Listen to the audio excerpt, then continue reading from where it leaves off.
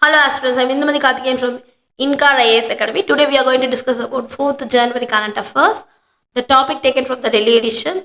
This topic is a groundwater woes. First of all, we must know all the A to Z about the groundwater woes in this topic.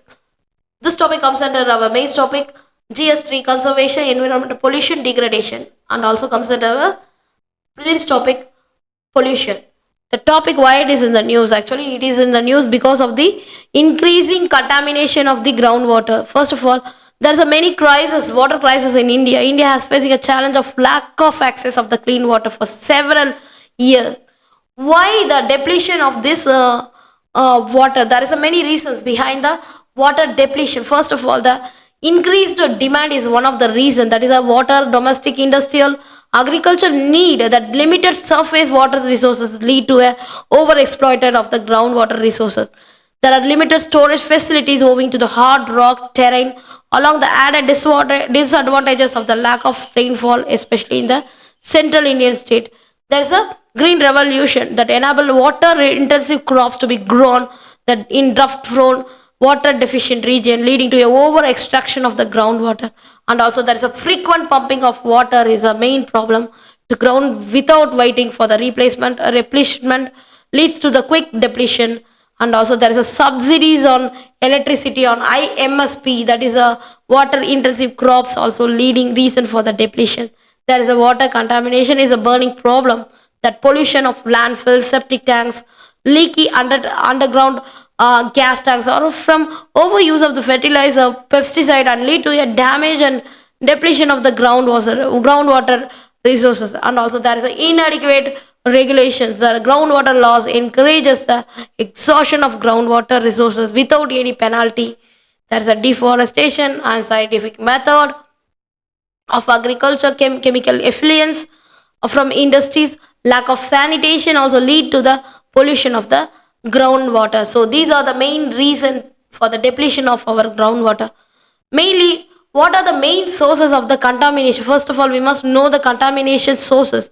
The naturally occurring contaminants, high levels of arsenic, fluids, ions, that is uranium exists naturally, some geological formations. So these are contaminated our groundwater. In terms of in terms of arsenic and iron pollution in West Bengal and Assam are the worst affected area.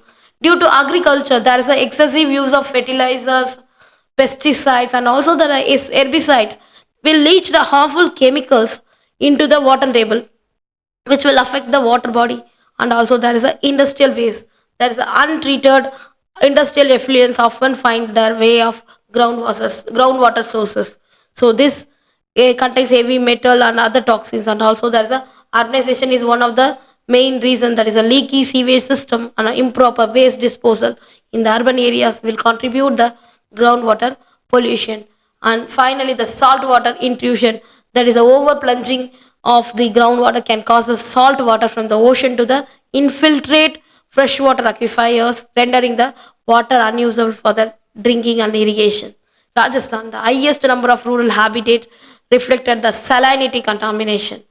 And also we must know what is the Central Groundwater Authority. Who are the Central Groundwater Authority? The authority has been constituted under Section 3 of 3, that Environmental Protection Act 1986, to regulate the control, the development of the management groundwater resources in the country. And also they are regulate, control, manage, and development of the groundwater in the country.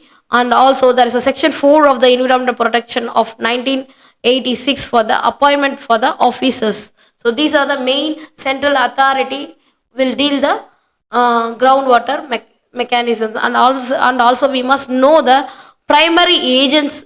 Which are the primary agents is responsible for the contaminating of the groundwater? First of all, it's arsenic. While arsenic occurs naturally, it is also present in the human-made forms used in the agriculture, mining, and manufacturing. There is a seepage from industrial and mining discharge, as well as from fly ash ponds. Thermal power plants can introduce the arsenic into the groundwater. And also there is a chronic exposure of arsenic can cause black foot diseases.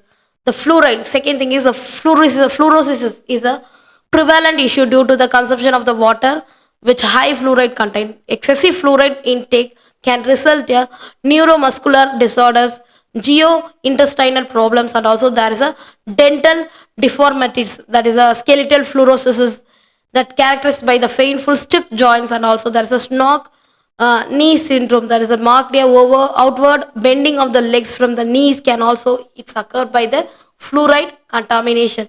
The nitrate is also excessive in the drinking water to react the hemoglobin, forming a non-functional methemoglobin with hindering the oxygen transport and also leading to the methemoglobemia, that is a blue baby syndrome. And the high nitrate levels also contribute the formation of the carcinogens, that is accelerate the eutrophication and also accelerate the cancer causing agent like carcinogens. And also blue baby syndrome is a bluish discoloration of the skin in the babies, not just methemoglobemia due to the excessive nitrate level of the drinking water, and also it is an abnormal condition to reduce the ability of the carrying oxygen.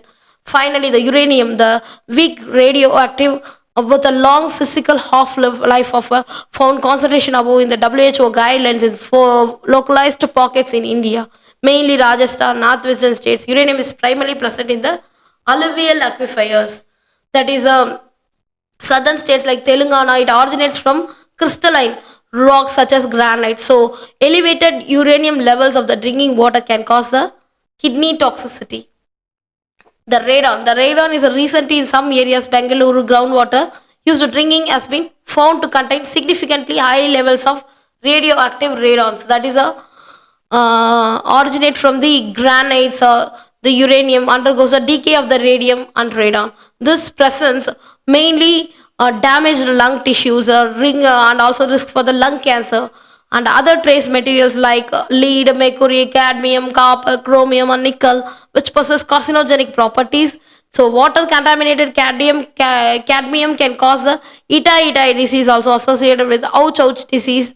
Mercury in water, which causes the Minamata disease. Actually, Minamata disease we already heard in the Japan. The government efforts such as Jal Jeevan Mission that solving the problems. So these are the main causes and contamination of the water. We have the constitution laws for the waters, that is a entry 17 of the state list, and also the entry of subject entry 56 of the union list, which consists of the state should allocates the water for the people. The under Article 246, the Indian Constitution allocates responsible the state and the center into three lists.